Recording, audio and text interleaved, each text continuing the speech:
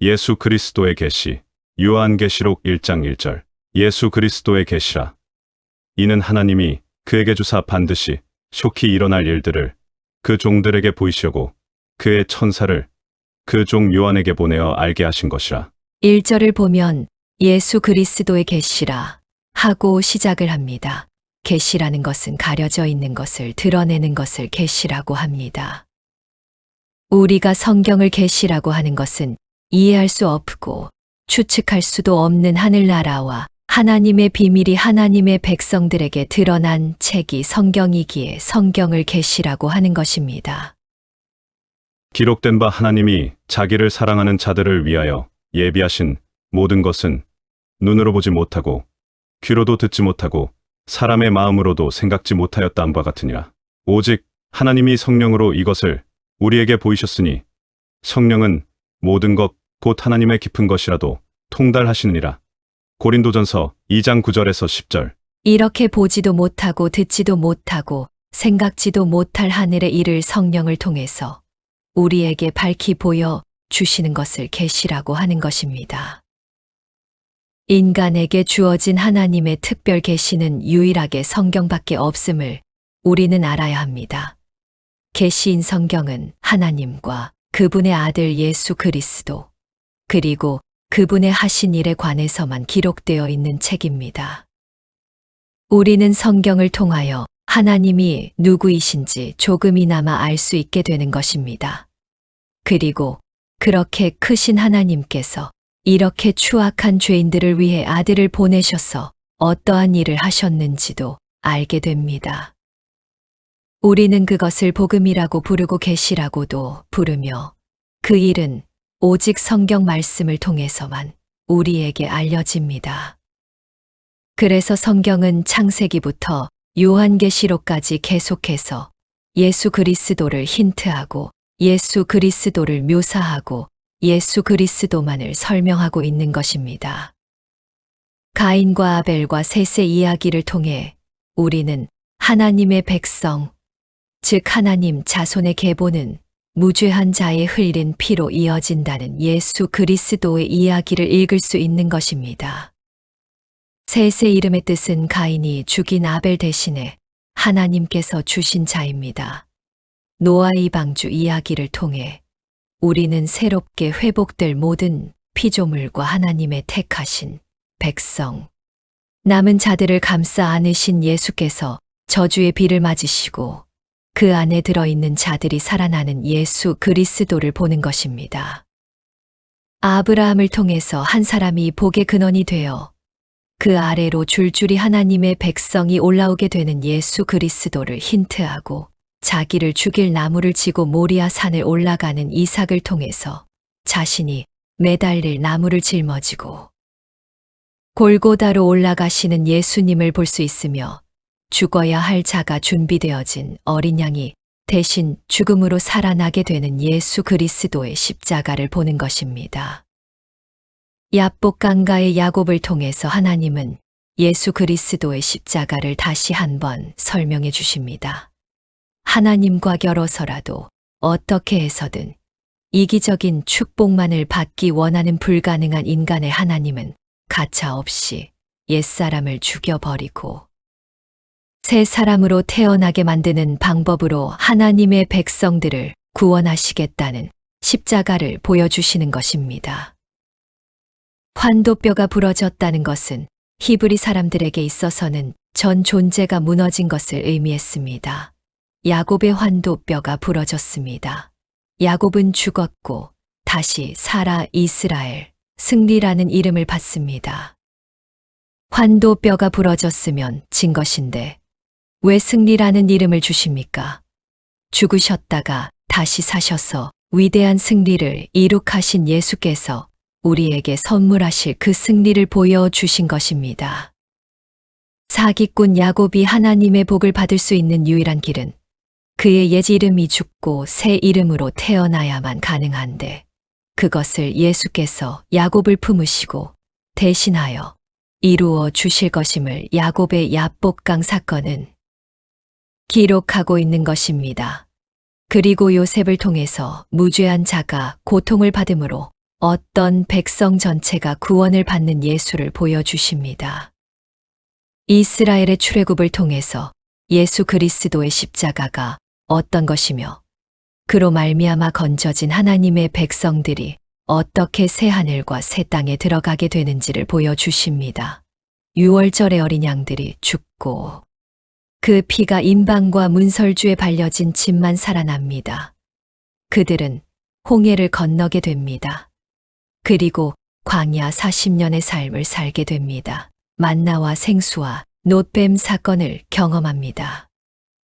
그리고 옛사람 60만 명이 다 죽고 새 사람 60만 명이 가나안에 들어가게 됩니다. 물론 장정만 계수한 것입니다. 모세는 똑같이 그 이스라엘의 삶을 먼저 삽니다.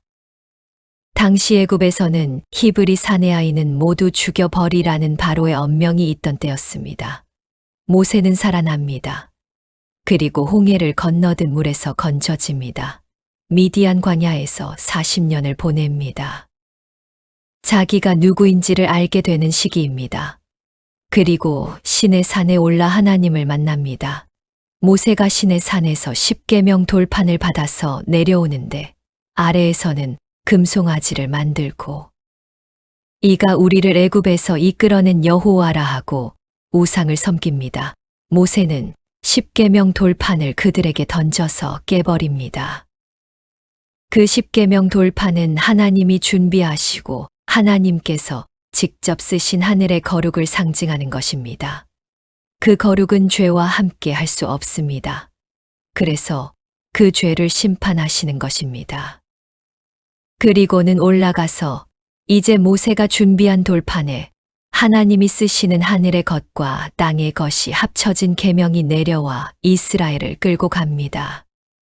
하늘의 것과 땅의 것이 합쳐진 존재는 예수님입니다. 우리는 십계명 돌판이 깨지는 사건을 통해서 예수 그리스도를 보게 되는 것입니다. 그리고 사사기의 사사들을 통해 하나님은 예수 그리스도께서 어떤 모습으로 오셔서 이 땅에서 하나님의 백성들을 구원하실 것인지 보여주십니다. 하나님은 하나같이 바보 같은 사사들을 들어 이스라엘을 구원하십니다. 왼손잡이, 에훗, 소를 모는 작대기의 삼갈, 여자 드보라, 바람둥이, 삼손 등등의 연약한 모습에 성령이 임하시자 큰 능력이 나타나 적을 섬멸하게 됩니다. 이렇게 우리 주님은 세상 사람들이 보기에 약한 자의 모습으로 이 땅에 오신다는 것을 힌트해 주고 있는 것입니다. 그리고 성경은 엘리야를 통해 또 한 번 예수님을 보여주십니다. 엘리야는 갈멜산에서 850대 1의 전투를 마치고 이세벨의 저주의 전가를 받고 두려워 떱니다. 로뎀 나무 아래에 머리를 박고 하나님 차라리 저를 죽여달라고 합니다. 하나님은 그를 살려내십니다. 그리 시냇가에서 까마귀를 시켜 물과 떡을 날라다 주십니다. 그는 그리 시내를 건너 광야 40일을 걸어서 호렙산, 시내산으로 가서 하나님을 만납니다. 이 모든 것들은 정확하게 예수님이 이 땅에서의 삶과 동일합니다. 예수님은 헤롯을 피해 애굽으로 피신하십니다. 헤롯이 죽고 예수님은 애굽에서 나오십니다. 그리고 세례 요한에게 세례를 받으십니다. 홍해를 건너신 것입니다. 형제들아, 너희가 알지 못하기를 내가 원치 아니하노니 우리 조상들이 다 구름 아래 있고 바다 가운데로 지나며 모세에게 속하여 다 구름과 바다에서 세례를 받고 고린도전서 10장 1절에서 2절. 홍해를 건넌 것을 세례를 받는다는 것을 의미합니다. 그리고 광야로 가셔서 시험을 받으시고 사람이 떡으로만 살 것이 아니요 하나님의 입에서 나오는 하나님의 말씀으로 살아야 한다라고 결론을 내려주십니다. 그것은 하나님께서 이스라엘을 애굽에서 꺼내셔서 광야를 살게 하신 목적이었습니다. 이스라엘은 결국 실패했지만 예수님께서 실패할 수밖에 없는 하나님의 백성들을 품에 안고 하나님의 요구를 성취해 나가시는 것입니다. 내 하나님 여호와께서 이 40년 동안에 너로 광야의 길을 걷게 하신 것을 기억하라.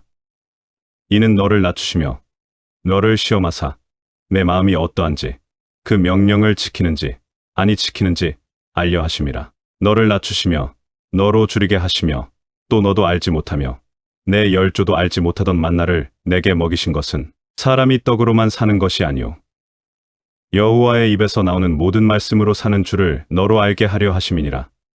신명기 8장 2절에서 3절. 그런데 이스라엘은 떡을 달라고 요구했고 땅의 복만을 구하다 다 망했습니다. 그 실패를 예수님께서 회복하신 것입니다. 그리고 예수님은 사마리아 여인에게 자신을 가리켜 생수라고 하셨고 오병이어의 사건에서 자신이 하늘의 만나 하늘의 떡이라 하셨으며 놋뱀처럼 십자가에 달리셨습니다.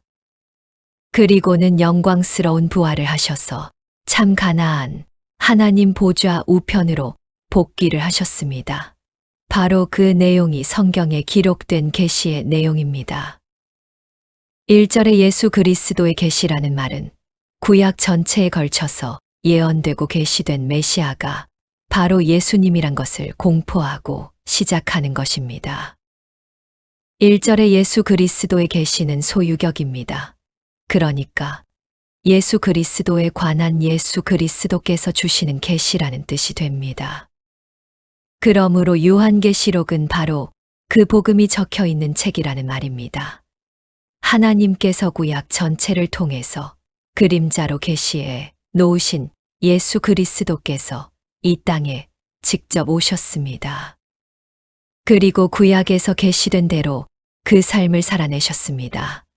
그래서 이브리서는 이렇게 이야기합니다.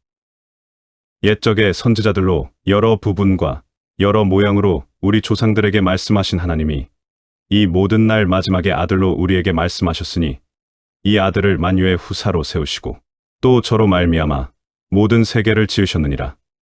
히브리서 1장 1절에서 2절. 하나님께서 예수 그리스도로 말씀을 하셨다는 뜻이 바로 그 뜻입니다. 그림자로 모형으로 보여주었던 그 하늘의 비밀이 바로 이 이야기다 하시며 실체이신 예수님을 보내신 것입니다. 그런데 이브리서는 예수 그리스도가 마지막 계시라고 말씀하십니다.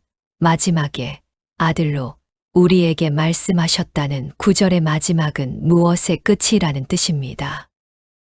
거기서 종말론이라는 단어가 나온 것입니다. 그러니까 그 하나님의 계시는 예수 그리스도를 실체로 이 땅에 보내심으로 완성이 된 것입니다. 우리의 구원에 관한 계시는 그게 전부입니다. 절대 모자라지 않습니다. 계시는 예수 그리스도로 완성된 것입니다. 더 이상 우리에게 내려올 계시는 없습니다. 마지막이라는 것은 그 다음에 더 이상 아무것도 없다는 것이 마지막의 뜻입니다. 하나님은 예수 그리스도를 마지막으로 계시를 완성하셨습니다. 그 완전한 계시, 그 홀로 충분한 예수 그리스도의 계시가 적혀 있는 책이 요한계시록이라는 말입니다. 그리고 예수 그리스도의 계시라는 9절에는 그렇게 우리를 위해 목숨을 기꺼이 버리신 예수님이 우리에게 주시는 계시라면, 그분에 대한 내용이라면 우리에게 불리한 내용은 손톱만큼도 없는 책이라는 의미가 포함되어 있는 것입니다. 요한계시록은 3절의 말씀처럼 우리에게 복을 주시기 위해 주신 책이지 우리를 공포에 떨게 만들기 위해 주신 책이 아닙니다. 구약을 비롯한 다른 책들이 하늘의 것들을 원형으로 이 땅에 모형으로 그림자로 기록해서 하늘의 것들을 이해할 수 있게 만들어 놓은 것이라면 요한계시록은 하늘의 모습을 직접 기록해서 이 땅의 일들을 이해할 수 있게 기록해 놓은 것입니다. 예를 들어 사도행전은 예수님께서 부활 승천하셔서 예수 그리스도의 영을 이 땅에 보내셔서 예루살렘과 온 유대와 사마리아와 땅끝까지 하나님 나라를 완성해 가시는 하늘에서의 예수 그리스도의 사역을 이 땅의 사도들의 삶과 사역을 통해 기술하고 있는 것입니다. 사도들은 계속해서 복음의 나팔을 붑니다. 회개하라. 천국이 가까이 왔다. 반면에 요한계시록은 직접 하늘에서 어떤 일이 있는지를 기록하여 이 땅에서 그리스도인들에게 일어나는 일들을 설명해 주시는 것입니다. 천사가 나팔을 붑니다. 회개하라. 천국이 가까이 왔다. 이렇게 모든 성경은 예수 그리스도의 사역을 어떤 관점에서 보았는가가 다를 뿐이지 결국은 같은 이야기를 하고 있는 것입니다.